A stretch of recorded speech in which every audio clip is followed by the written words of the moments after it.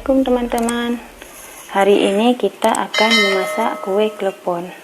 Dalam bahasa Acehnya bororom. Bororom ini biasanya kue ciri khas di bulan puasa. Bahan-bahannya tepung ketan 250 gram tambah 2 sendok makan tepung beras. Kelapa ini udah saya kukus tadi biar nggak cepat basi, dengan gula untuk dicampur ke kelapa. Air hangat, gula merah udah saya potong-potong, garam secukupnya.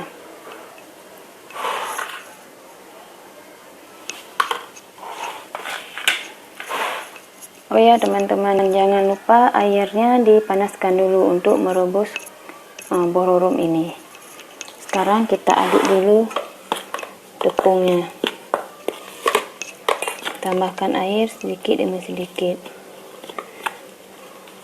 Teman-teman, ini adonannya udah jadi seperti ini. Udah bisa dibentuk. Sekarang kita bentuk satu persatu. Ini tangannya udah saya cuci ya. Bulatkan. Habis itu kita taruh gula merahnya. Kita tutup lagi. Kita rapikan.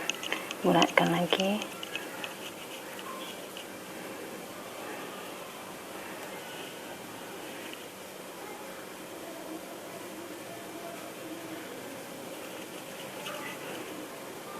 Bulatkan seperti ini sampai adonannya habis. Tapi kalau udah 10 biji kita rebus dulu biar gula merahnya nggak keluar. Kita bulat-bulatkan dulu ya teman-teman. Teman-teman, ini udah ada setengah saya bulat-bulatkan. Ini kita rebus terus biar nggak keluar gula merahnya. Ini airnya udah mendidih. Kita rebus terus. Nanti kalau udah mengapung berarti udah masak, macam kita buat bakso juga.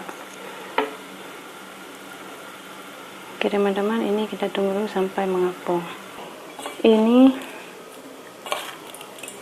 bororomnya udah matang. Langsung kita taruh di kelapan tadi, udah taruh gula.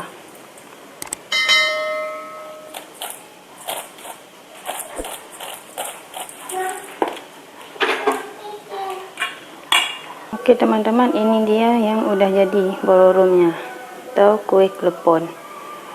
Silahkan dicoba di rumah.